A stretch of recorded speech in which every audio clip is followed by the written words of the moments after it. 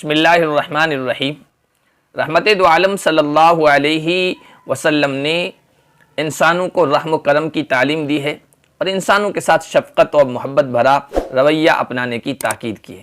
عام طور پر ایسا ہوتا ہے کہ جو انسان دوسروں کو اخلاق کی تعلیم دیتا ہے، جب خود اس کی باری آتی ہے، اس کی ذات کے سلسلے میں جب کوئی اذیت پہنچاتا ہے، تکلیف پہنچاتا ہے، اس کی عزت نفس پر حملہ ہوتا ہے، تو وہ عام انسانوں کی صف میں کھڑا ہوتا ہوا نظر آتا ہے اور اخلاق و اخلاق سب بھول جاتا ہے۔ لیکن رحمت دو عالم صلی اللہ علیہ وسلم کی سیرت کا آپ مطالعہ کریں گے تو اس معاملے میں بھی آپ بالکل ممتاز اور سب سے الگ تھلگ نظر آئیں گے۔ رحمت دو عالم صلی اللہ علیہ وسلم کی ذات کو اگر کسی سے تکلیف پہنچی ہے، آپ صلی اللہ علیہ وسلم نے اس کو معاف فرمایا ہے، درگزر فرمایا ہے۔ اس کی ایک مثال ازواج مطہرات کے واقعہ کی شکل میں آپ کے سامنے رکھی جا چکی ہے۔ دوسری مثال صحابہ کرام کی ہے۔ صلح حدیبیہ کا موقع ہے۔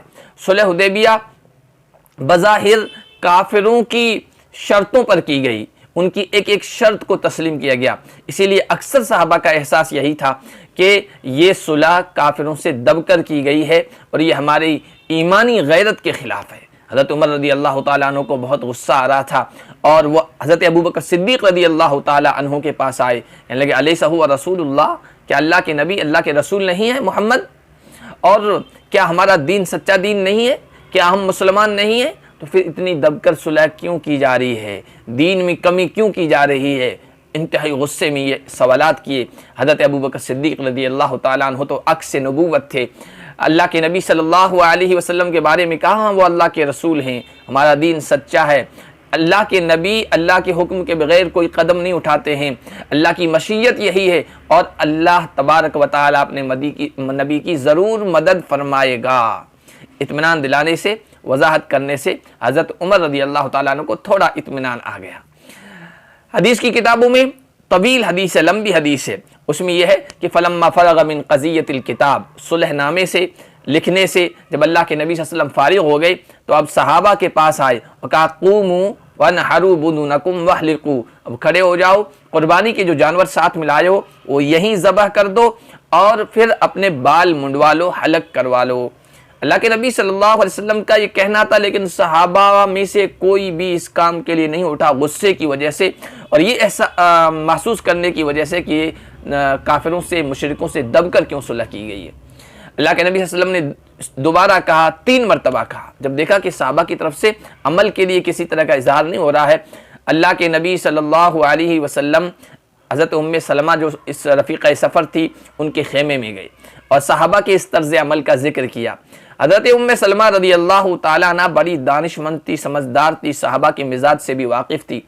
کہا یا رسول اللہ، کیا آپ یہ پسند کریں گے کہ آپ صحابہ سے کچھ نہ کہیں، آپ اپنے خیمے سے باہر جائیں، اپنا کام سب کچھ کریں، اپنے جانور ذبح کریں، اپنے حلق کرنے والے کو بلائیں، وہ آپ کے بال مونڈ دے، یہ آپ کام کر لیں۔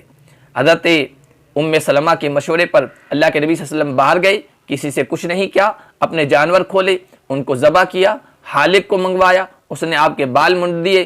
صحابہ کرام رضوان اللہ علیہم اجمعین نے حضور کا جب یہ عمل دیکھا تو اب تھے تو بے چین، تھے تو غصے میں، لیکن آپ صلی اللہ علیہ وسلم کو یہ کرتا ہوا دیکھ کر خود کھڑے ہوئے، اپنے جانوروں کو ذبح کیا اور پھر ایک دوسرے کا حلق کرنے لگے۔ کاد یقتل بعضهم بعضا، لیکن غصہ اتنا تھا کہ ہاتھ کانپ رہے تھے، ایک دوسرے کا حلق کر رہے تھے، قریب تھا کہ کہیں گردن نہ کاٹ دیں۔ اب اس معاملے میں دیکھیں، اللہ کے نبی صلی اللہ علیہ وسلم کو ناراضگی ہوئی۔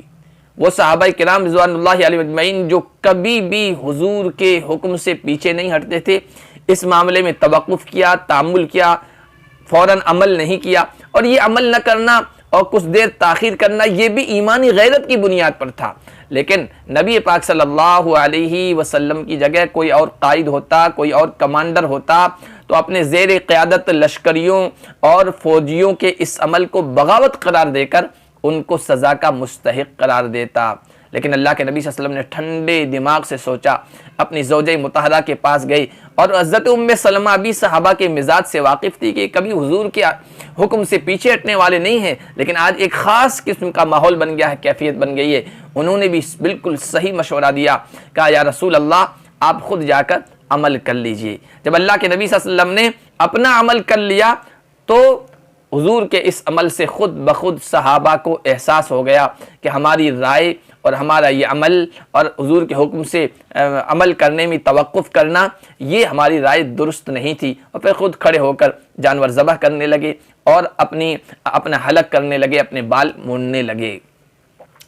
یہ دو مثالیں پیش کی گئی، ایک اس سے پہلے ویڈیو میں، ایک کا تعلق ازواج مطہرات آپ کی گھر والیوں سے تھا، حضور کو ان سے تکلیف ہوئی، لیکن اس ایذا اور تکلیف کی وجہ سے آپ نے ان کو طلاق نہیں دی، اچھے انداز سے سمجھایا۔